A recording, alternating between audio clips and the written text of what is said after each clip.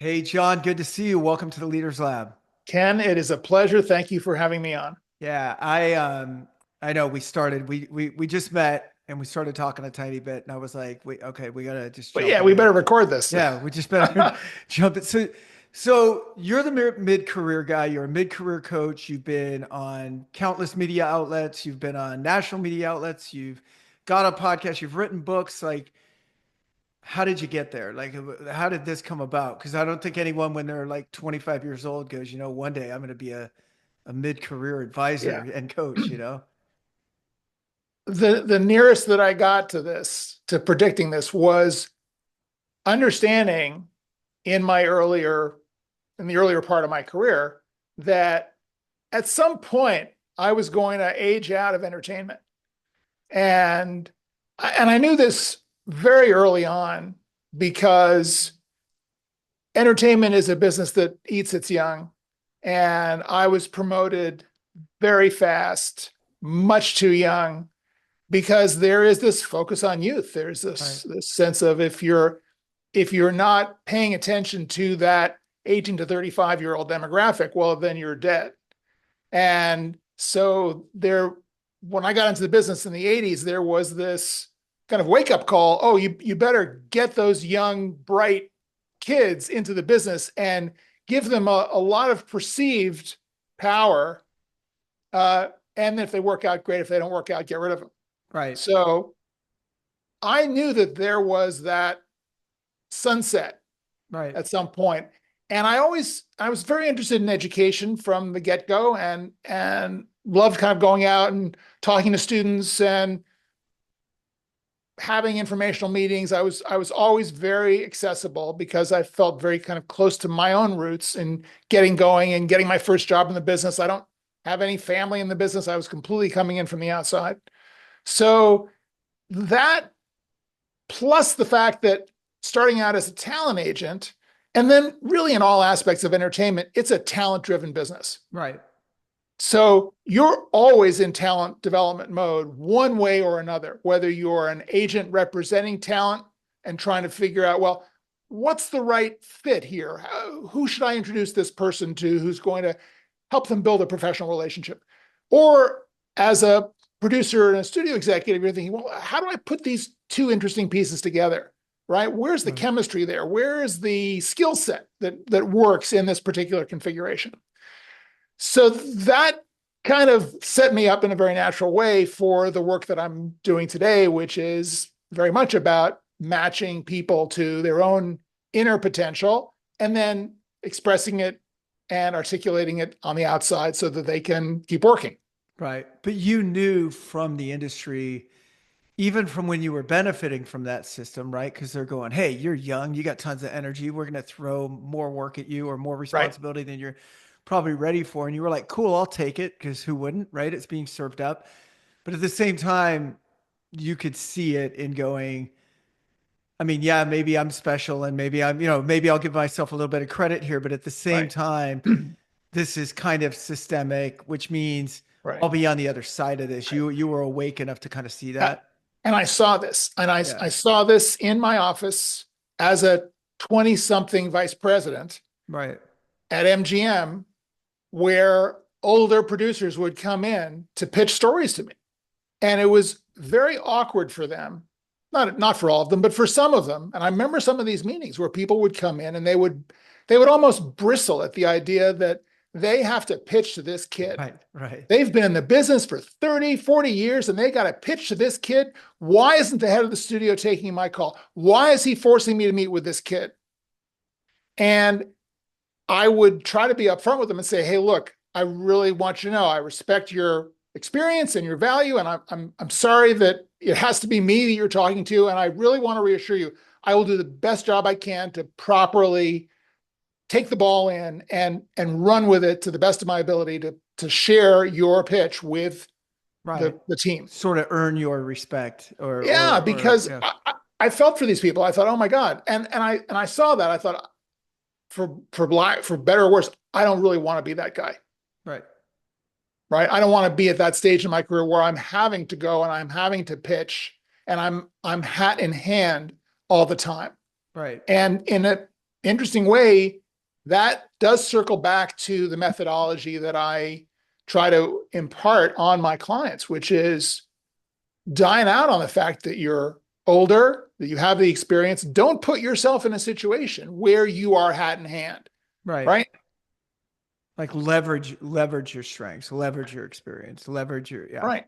Be proactive about your value proposition so Right. that it precedes you into the room. And I mean, today we have many more tools to do this than we did 40 years ago, right? Sure.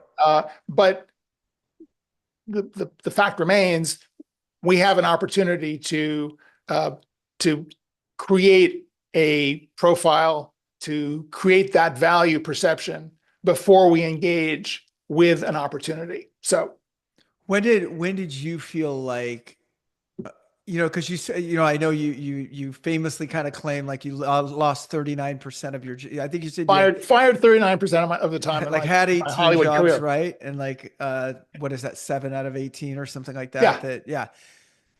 Is that the nature of that's kind of the nature of the business though, right? Like right, in right. that time Well, span. but the reason that I talk about it and kind of try to overcome this idea, this stigma about getting fired, is that I think what's happened to the rest of the economy is that the rest of the economy has become more like media and entertainment, Right. where, first of all, I never used a resume to get a job. It was always through personal referrals. It was always that kind of hidden job market idea. So I had a resume. You have to have a resume, but the resume today is the placeholder, right? Right. It's what companies use to, I mean, you know this. No. This is how they track you. They need to open a folder with your information in it, and the first thing that goes in there is that PDF, Yes. right? But that's not how you get that job, right? No. So the volatility of the economy is such that it's like entertainment, right? It's no longer you go to work, you get into a company, they love you, they promote you, they nurture you, they train you, they promote you, and then you're there for 40 years. Doesn't happen. Right. It's so rare. I have a client that does have a lot of longstanding employees, but it's very, very rare. Um, when did you decide to kind of make the transition, or did your work environment decide it for you? Like, oh, I guess I'm doing this now, you know? Oh yeah, all of this has been, well, there's one instance which we'll talk about where it was intentional. For the most part, it's completely reactive. I Yeah. mean, Yeah. the world does itself to you. Uh, but the inciting incident for me in making this big pivot was the stock market crash of 2001. Okay. I had a startup starting in the mid 90s. I kind of took this sabbatical, if you will, out of entertainment and was very taken with multimedia, CD-ROM, game development. And I had kind of been an early console gamer and arcade gamer in the 80s. And so it was kind of a natural fit for me. I was always kind of a bit of a techie. And I met this partner. We started doing CD-ROM projects together, and he came up with an idea for a technology. We started raising money, signed a couple of big deals. And then 2001, everything crashed. April of 2001, I remember it like it was yesterday. We crashed. All of the deals that we had went away. The investors pulled out. It was just a nightmare. But I came out of that and I thought, well, what am I going to do now? I really didn't want to go back to the studio executive type jobs that I had, maybe 8, 10 years earlier.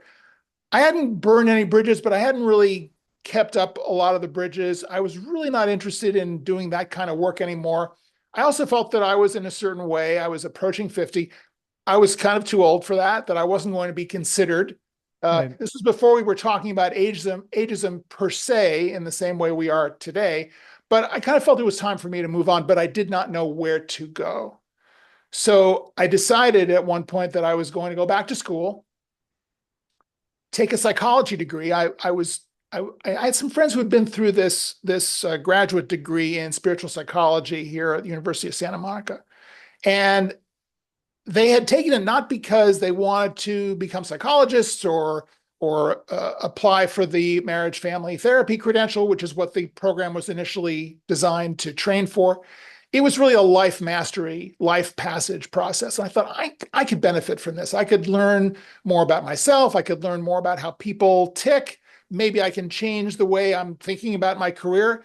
And sure enough, that's exactly what happened. And within the first, 6 months of this program, I found myself having meetings at DreamWorks Animation, which they ended up hiring me. They ended up essentially creating a job for me. And I was there for the next 6 years in what was probably the best experience of my career in entertainment. Oh, wow. So did you go through before you enrolled in that course? Did you go through kind of a big identity crisis? I'd have to assume you kind of did. I mean, you went from being the star kid to the maybe, I don't know, middle-aged performer to the now I'm a stock market kind of entrepreneur, and then I, it all blows up. You seem like a naturally optimistic guy in the few minutes that I've gotten to know you, but I didn't know you 20 years ago. So what was right, it like right. then? I I I try to be optimistic. Yeah. I mean, Yeah. it's like there's this, I mean, kind of wild distraction or side note, but uh, I remember Jimi Hendrix coming off of Woodstock and going to an interview on the Dick Cavett show. This is like most people on the podcast who the hell is Dick Cavett? Who was a really kind of, for the time, hip talk show host back in the 70s. And Jimi Hendrix kind of slouches onto the stage at Dick Cavett. And Cavett's really awkward because it's Jimi Hendrix, man. Yeah. And he says to him, so how do you work? I mean, do you like, get up every day and write music and perform? And Hendrix kind of looks across the desk at him and goes, well, try to get up every day, which was unfortunately prescient because he OD'd. But there was this sense of, I mean, I'm just going to do the best I can, right? I'm Yeah. just going to try to show up. And that was kind of the way I did my career because, again, very unexpected changes going on. You have to be, and I think this applies to all of us today, you have to be proactive. You have Right. to be nimble. You have to be responsive. You have to take opportunities as they present themselves to you. Sure. And I will tell you one story about this where I was in a bit of a kind of a reorg situation. I was working for a production company that had a joint venture in Australia, and I was put in charge of overseeing that joint venture. But the parent company was in trouble, and the guy who was in Australia, the Australian guy who was the Australian partner, came to me at one point. He said, "Look, parent company's going under. I want to pull out. I want you to be running point for this joint venture. We're going to turn it, we're going to flip it. And I want you involved." So I quit the parent company, joined him. And for about 6, 9 months, we worked to find a buyer. We found a buyer. Problem was the buyer had no interest in me or the law office in Los Angeles. So they sent one of their execs to kind of lower the boom and say, "Hey, look, nothing personal, but we're closing the office. We don't see any reason." And I said, "Can I have 24 hours? I want to make a proposal to you."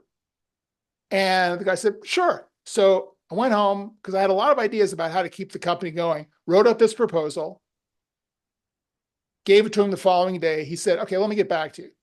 24 hours later, he calls me up and he says, "Look, I shared this with my colleagues. We're interested." So Nice. not only are we not closing the office, not firing you, we're going to keep the office. You've got your job. I'm actually going to come from Australia to run the office, run all the business side. I want you running production for me.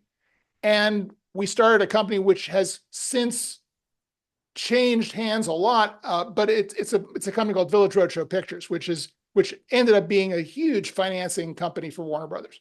Wow. But it started in that one Yeah.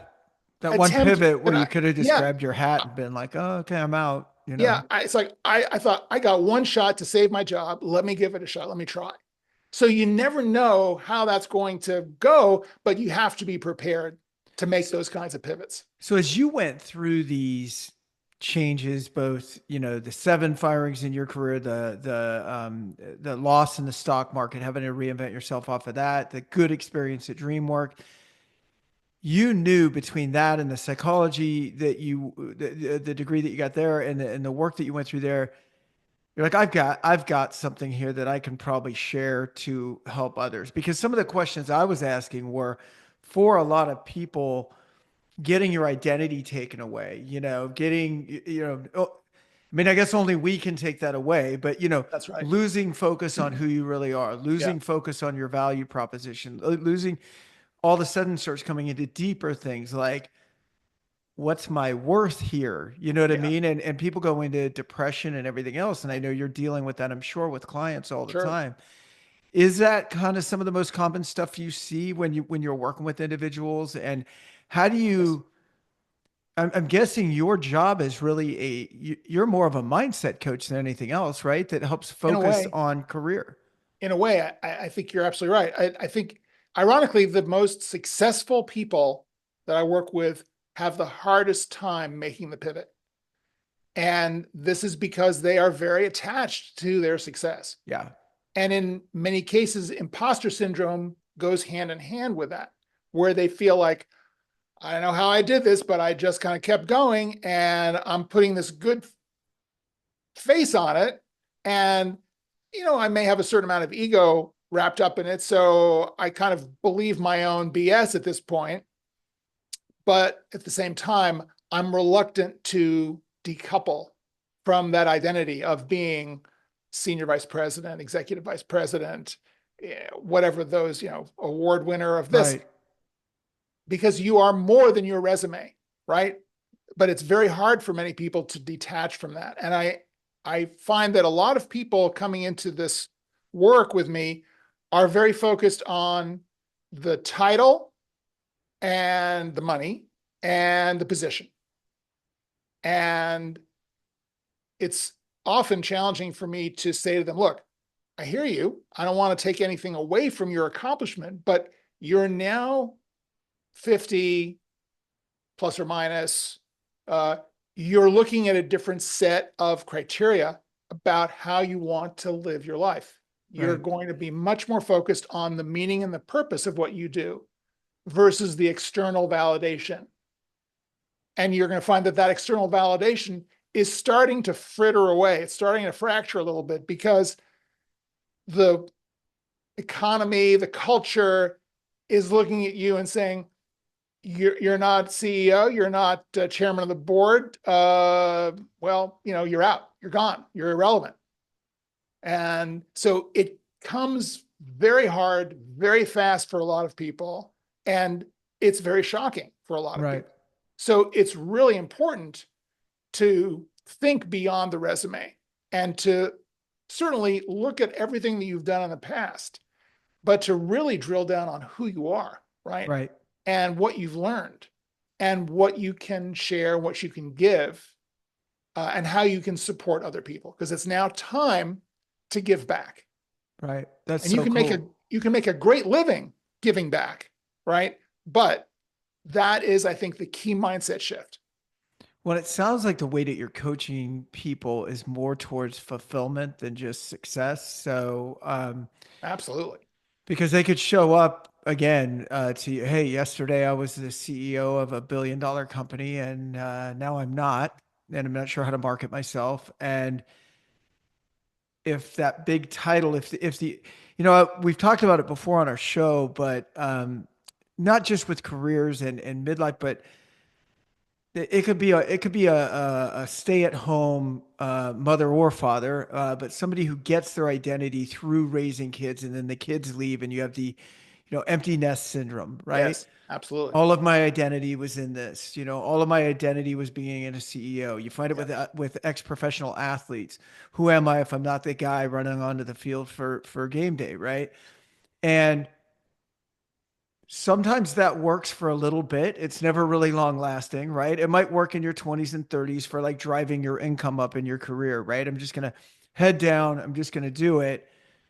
Even if you would have stayed there, in fact, most of them, I would imagine, 4 years before they even come to you for help, are already hitting that point of what's it all for. I thought if I made a couple hundred grand, 300 grand, $1 million a year, that it was all going to be great. How come it doesn't feel so great, right? And so it sounds like what you're trying to do is really help them find, yeah, the purpose and the value and the meaning in their work, Yeah, and then to maybe reverse engineer what they do yeah, from there. yeah. Yeah.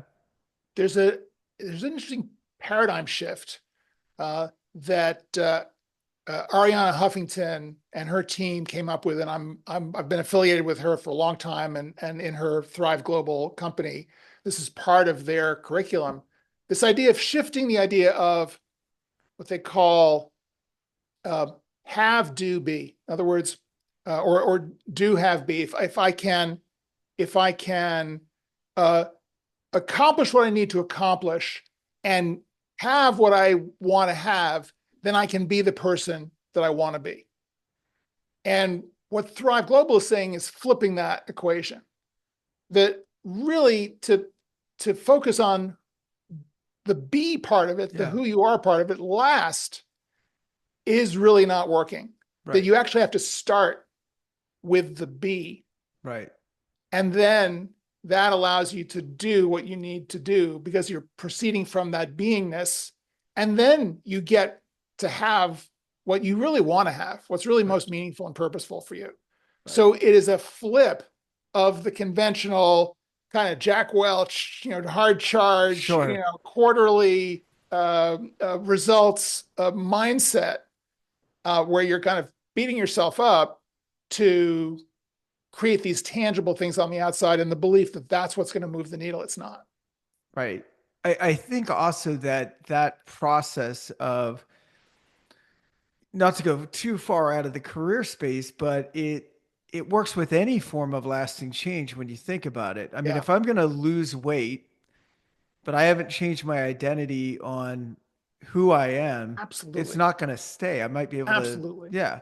If I want to run a marathon, I better start seeing myself as a marathon runner at some point, Yeah. and then I will start doing the things that a marathon runner does, and then Yeah. I'll complete a marathon at some Yeah. point, right?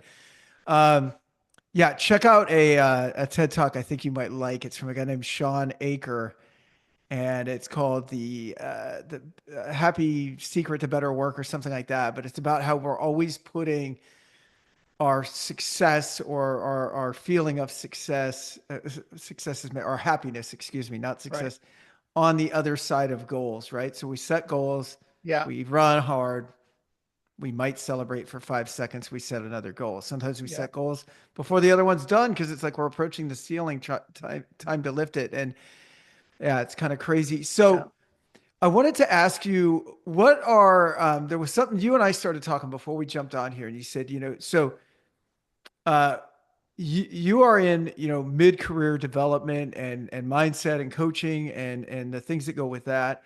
I'm in placing leadership candidates into leadership positions. We started talking about like, hey, you hear different things from your world. I hear different things from my world. What are some of the biggest challenges you hear from people, say in their 50s and beyond, about approaching today's job market? Yeah. The first thing that I hear from a lot of people at this juncture in their lives, if all of a sudden they're looking for another job, whether it's because they've been laid off for whatever reason, or because they're feeling dissatisfied with their current situation, is it never used to be so tough to get a job. What happened? All of a sudden, I'm 50 plus and I, I can't get any traction. What's going on? Why am I getting ghosted by recruiters? Why can't I get any interviews? Uh, why am I getting ghosted after the interviews? What's happened here? And is this ageism? Yes, it is ageism for the most part. So the conversation that's going on a lot in my world of mid-career jobs, careers, ageism is that there's a disconnect. People are living longer. We're now not talking about a 40-year career, but Wall Street Journal has done some interesting reporting about this. We're talking about a 60-year career. Sure. It's not going to look like that straight line of the 40-year career. It's going to have breaks. It's going to have education. It's going to have sabbaticals. It's going to have pivots. it's going to be a portfolio career, not a linear career. There will be specialization. There may be different areas of specialization, but at any given time, we're going to want to specialize. Being a generalist, which is what most people feel they should be dining out on in Right. their 40s and 50s, is a mistake. But how do we coordinate all of this stuff? And why are employers and recruiters not understanding how the workplace is evolving, how careers are evolving, and why are they not appreciating older professionals for the value that they bring to their roles? Right. And I have a bunch of places that I could kind of take this, but I guess I'll start by commenting like recruiters. First of all, no one should ever be ghosted for anything at any time by the company, by the recruiter. I don't get it. I just don't get it. It drives me crazy when someone doesn't like get Sure, back to me within a I'm sure. time frame. It's bad for Um, your business, for other yeah. people, bad for I, having I'm bad not just actors, talking about right? it. I'm talking about as the recipient of it. Like if I email Right, my doctor, I'm like, come on, like, right. within a couple days, right? So, that's just inexcusable to me. I guess the thing, and we started talking about this before we hit record, and I don't want to say this as a cop out at all. I really don't. And I'll acknowledge where I think recruiters, external recruiters, right? So there's a difference here between Yes, internal and important. external. Yeah, and it's very important for this conversation because internal is they are directly responsible. They are adhering to the company's culture. They know what they want. They know what they need. External is a conduit. And in the analogy I gave you before we got on here, it's like we're match.com between these two sides, right? So it's our job to kind of interpret what the employer wants and combine that with people that are in the market, or whether they're in the market or not, passive or active, that might fit that bill, right? And then to Right. engage them and coach them in that process. Now that's a very like my hands aren't dirty because I'm just filling an order, right? They asked for a 2x4 and I gave them a 2x4, not a 2x6. But I get that there can be a social responsibility to say, hey, have you taken a look at this? Have you considered that even though this person was director level in their last company, they don't want to travel anymore. And they have all the knowledge you need to run this one plant operation, right? And we could do more of that. And Yeah, by doing more of that, not only would it be good um, for the people looking, it'd be good for us. I mean, there's yeah, more people to place, right? yeah, And ultimately good for the employer because they get a different level of diversity and experience in there. The other thing that you and I started talking about, I really want to hear your thoughts on this, is at any age, I think when someone stops, I'll say aggressively learning, open for business, new technology, new ways of doing things, being well read, you're aging yourself. I don't care if you're 35, you know what I mean? Like, and this idea, like you were saying, that what do you mean? Like, well, I'm just a good leader and I show up and I can run a crew. And I'm like, it might not be enough, you yeah, know? yeah. I agree absolutely. I think that inertia is one of the enemies of growth, and that if you have been successful in a career, the inertia is going to delude you into thinking that it's just going to keep going. Right. Um, so yes, absolutely. I think we all have a responsibility at every stage of our career to keep growing. The analogy that I use with a lot of people is that in the old days, the three stages of the career were you get a good education, that entitles you to work for 40 years, and then that entitles you to retire, Sure. right? And that's gone. So education is lifelong. So for me, the first stage of the career is self-knowledge, right? You want to know who you are, why you do what you do, what floats your boat, how you can be useful. The second stage of your career is generativity. It's being able to take the responsibility, not just for showing up, as you were saying, but for really moving the ball forward and Right. to really be resourceful and think like an owner. And then the third stage of the career is giving back, right? You're never retiring, you're never withdrawing from the workplace, because if you've been growing and engaging and creating value and enhancing your own value, you now have this opportunity to pay it forward. Right. So that is a fulfilled life and a fulfilled career. And I think that's the goal that we want to move towards. So in that context, and context again is an important factor, I think, for anyone who is looking to change their job, change their career trajectory. At any age, you've got to be able to kind of go around the corner of that transaction around, here's my value. Do I fit for the job? You want to provide some of the filler around that to understand, so Right. people understand who you are, why you're applying for this job, why those things in your resume may not line up, and why it either has importance or not importance to the particular situation. And the just to kind of take responsibility back over the question of those darn recruiters Yeah. Yeah. is to say to people who are being told that they're overqualified for a particular position, right? Whether it is flat out a question that a recruiter asks, or whether it's done more subtly and perhaps more sneakily, like, are you sure you're up for this? Or, whatever that might be, is to provide that context. And, you were talking about that director level person example before.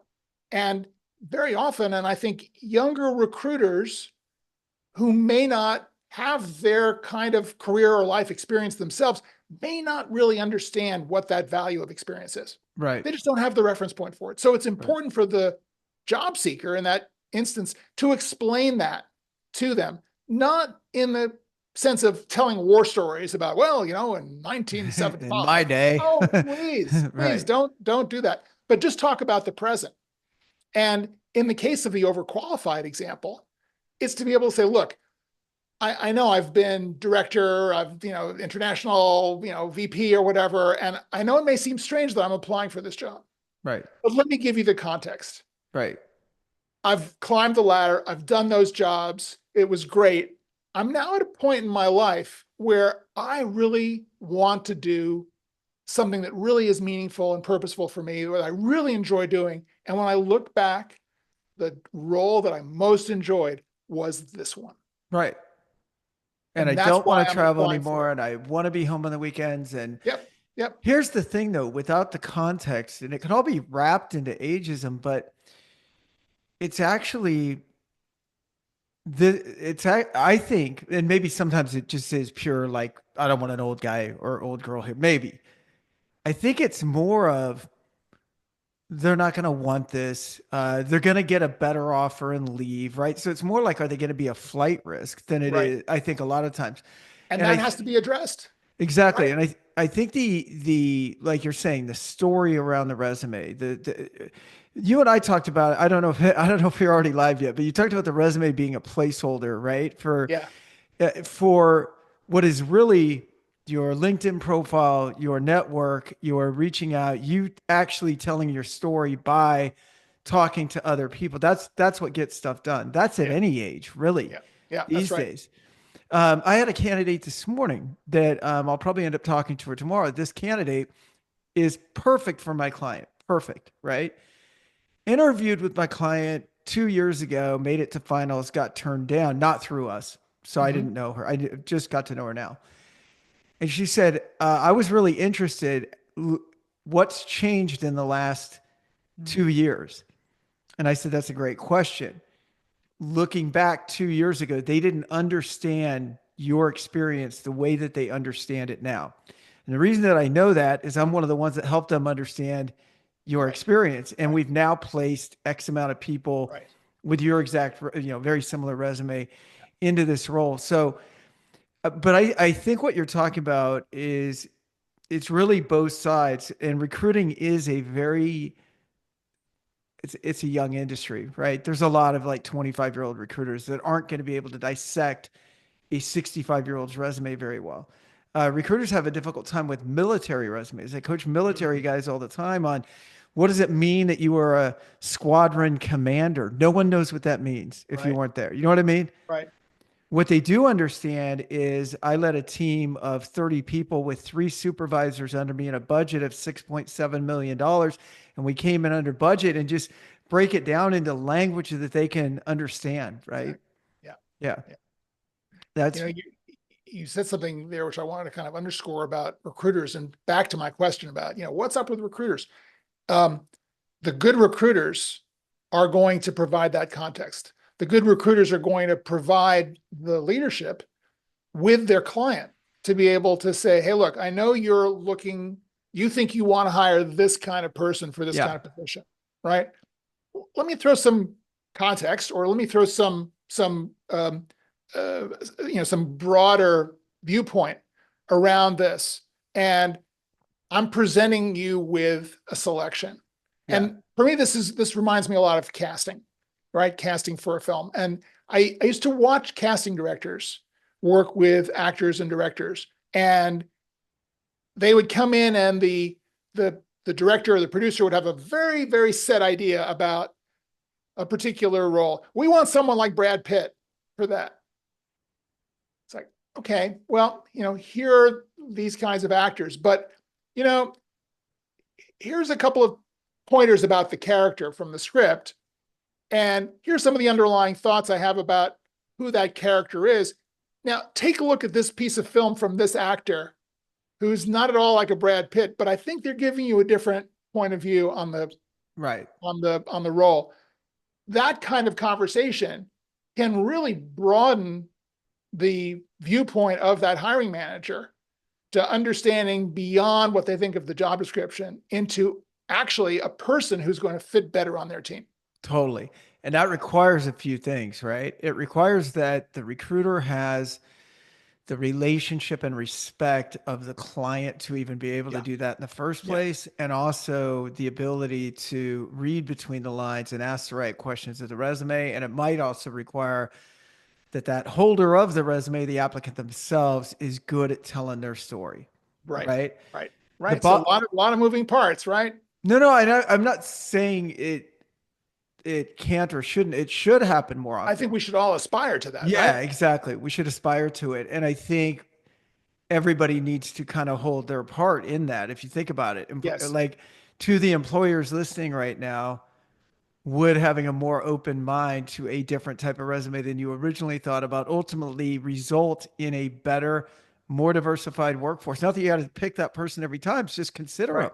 A more right? productive, right? Right. Recruiters, you would therefore get more placements coming through because not everyone's going to be doing that. And then for the job seeker, they are responsible, in my opinion, for not relying on someone else to sell their story. Because if you can't tell it to me, I'm going to have a hard time telling it to someone else. You know what I mean? That's right. Oh, Yeah. absolutely. And I think that's the message that I try to impart to clients, is that you have this great opportunity with LinkedIn today to tell that story. It's not just an online resume. It is a marketing machine for you. And if Right. you can express the value of who you are as a person as well as a professional and tell that story, you are empowering your entire network to share that story Yeah. effectively. Yep. And very often, what will happen when someone has revised their LinkedIn that I'm working with and kind of expanded on this story and really told this kind of three-act structure story of here's how I started and here's where I got in and here's why and here's how it's evolved and here's what I've done and here's where I want to go with it. You're creating this engaging opportunity. And people in the network who may have said, yeah, you're out of work. If I hear of anything, I'll call you, and never do. Now they can go, oh my God, now I understand what you do. Oh, I've got 5 people I can call. Sure. Absolutely. No, I think that's no, it's such a cool point. And There was something that came up. I saw a post that you made the other day that said, I'm completely chopping it up. What I remember is you said, don't use the open to work thing on LinkedIn. What are your thoughts there? I have my own Right. thoughts, so I was Yeah. curious what yours So are. I got into a lot of trouble over that post or a similar post because I You keep coming did? Oh, back to it. LinkedIn didn't Oh like yeah. it? Oh yeah. Well, yeah. Uh, I got slammed a lot for um, by recruiters and by job seekers. A lot of recruiters were saying, well, first of all, I don't have a hard and fast thing about the open to work. Thing. It didn't seem like there was an axe to grind. It was an opinion, and You know, yeah, I don't think it's your strongest move, right? I think that it is a bit of a passive signal in the sense that number one, everybody on LinkedIn is open to work, right? That's sure, why we're on the platform. So it's kind of a strange thing to be able to say that. Why doesn't it just say looking for a job? yeah, Right. same thing. Um, why use the euphemism? But number two, I think it communicates this idea that, well, I'm waiting for you to make me an offer. And it doesn't pivot to a different mindset, which is you're always working. You're Right, never unemployed. right, Whatever it is that you do doesn't stop the minute you're no longer receiving a paycheck. right, You are still that professional. You are right, still capable. You are right, still engaged in your professional community. You are still keeping up with what's going on. You're still reading the trade publications. You're still talking to your people. You're still going to conferences or events, or you should be. So you're not unemployed in that sense. You're actually a consultant. That also got me in trouble. It's like, if you put that you're a consultant on your resume, that's a lie. You're not a consultant. You're out of work. It's like, no, no, no. That's an outdated way of looking at career, yeah, right? If you are looking for a particular job, what I recommend to people that they do is uh, put that ideal job description in as a consulting shingle. It's the sure. value that you provide, the services that you render, the results that you deliver. That's what you do. You could pick up some clients between now and the time you get a full-time job. You never Yeah, know, just right? because you're a zero revenue consultant doesn't mean you're not a consultant. If I start a restaurant tomorrow and we have to build it out, I'm still a restaurant owner. I mean, we just don't have Exactly. customers yet, right? Exactly. Exactly. So, what pushback did you get from recruiters? Well, recruiters were saying to me, "Hey, I like the open to work Well, of course signal. they do. It really helps Filters people me. out.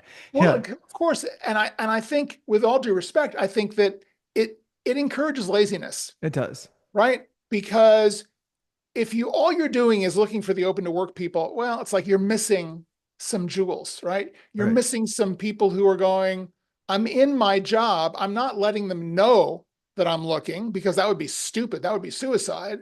But I certainly would be interested in engaging with a recruiter. right, So, I think that's the kind of the disingenuous side of the recruiters.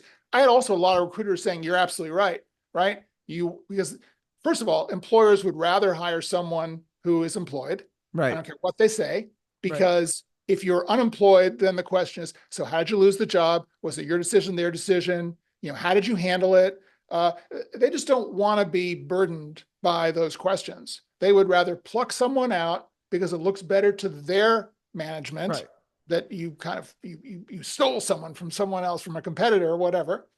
Um, so it just makes so much sense that employers certainly are going to not want to hire someone who's unemployed. Anyway, Yeah. those are No, some it of was. I saw it and I was like, I didn't read into it, and I have the same feeling. I don't think it's a great idea to put it on. And the reason I don't think it's a great idea is I think it reeks a little bit of desperation.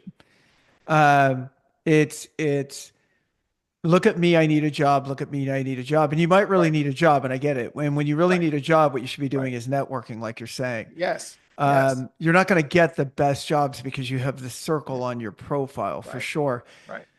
For recruiters, if I go in and I create a big search and I say, let's just filter that down by people that are open to work versus the same people in the same zip code that are not open to work, using the same criteria and keywords and booleans and everything else, which pile do you think statistically is normally going to come out better if you just want to look at it that way? You know what I mean? What's the average Yeah. job? I'm not making this up. I'm saying like I'm feel fairly confident that if I pick one pool over the other, it's going to be the passive pool that's better because they are happy in their job. They might have had longer longevity there. They might be passively looking. Yeah, I don't think it's a great move as a recruiter. We Yeah. sometimes will filter that way just to get a quick Yeah. hit. It's like, oh, we Yeah. need to get someone in there quickly. Let's Yeah. see if someone's available. But yeah, I don't know if it's the best move either.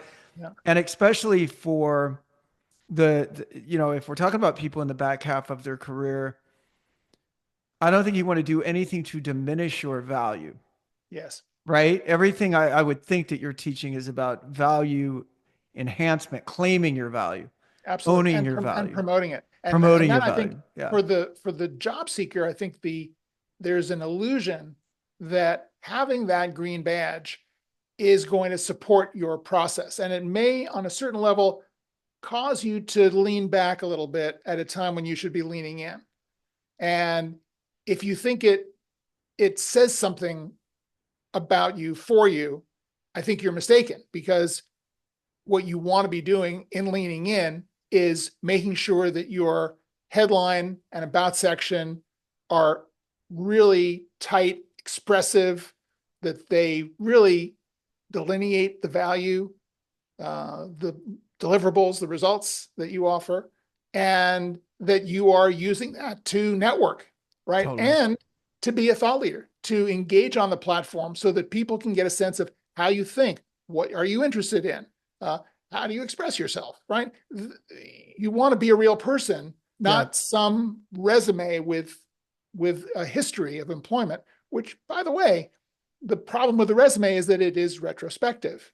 So you're looking backwards, you're not Right. looking forwards. You want to be able to tell a story that's going to get people thinking, this is how they can help us succeed going forward.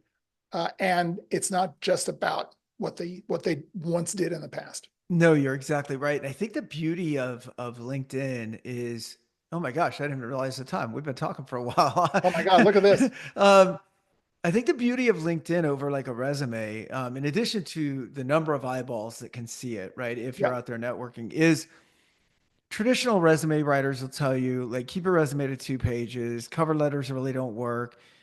It's retroactive, like you're saying, and it's not interactive, and there is no media to it unless you're like a realtor. You might put your photo on there, but most people right. don't, right?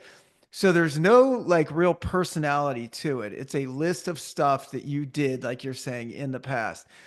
On LinkedIn, I think I have like 60 something recommendations on LinkedIn. I've got photos of our old office and of our company outing and all the posts that we've made. And you could get a real flavor of our company and myself personally and all of that by spending a little bit of time on my profile. It would tell you literally probably 20 times as much more information as a resume. Yeah, yeah. And recruiters are looking for that. I'm Yes, looking for that. I'm like, yes, what story does this tell me? I'm yes. trying to create a story. Yep, And what's missing, we fill in the blanks, yeah. right? I mean, Um, that alone, I mean, imagine how few people fill in all of these pieces of their LinkedIn profile. right. Imagine, as a job seeker, imagine the advantage that you get from fully tricking out your profile, which I'm all in my handouts. I'm always saying, yes, fill in everything, right? Yes. Look for opportunities to do this. Use your featured section, get those recommendations in there, talk about the volunteering. I mean, put all that up there, because people want to hire a person, not a resume. So Right. be that person, right? Right. Get in their head. Yes. And it's the only time you have to be, um, I don't want to say sloppy, but like, you know, you're not limited, right? So it's like I said, I'm just keep adding the recommendations in there. Okay, I want people to get a little bit bored. Okay, I've read 7 or 8. I get it. You're a Right, good guy. right, I'm right, like, right, right, right, right. good. So Yeah.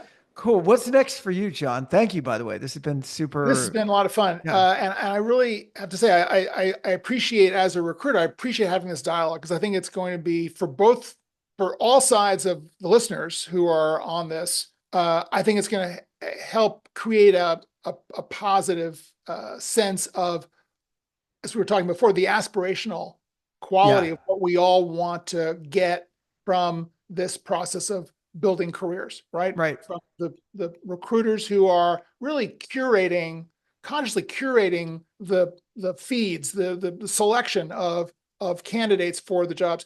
Employers having a broader perspective on thinking outside of the box of their particular job description and how this could impact their company as a whole. And then for candidates to be more proactive Yeah. and to dig deeper and to be more self-reflective as to properly represent the value that they serve. So I think this has been phenomenal. No, it's been so cool. I had this thing, and it sounds like maybe you were the same because of the industry that you were in, but I dropped out of college and went in the military and never finished college. That was a choice, and it was a conscious choice. And Mm-hmm.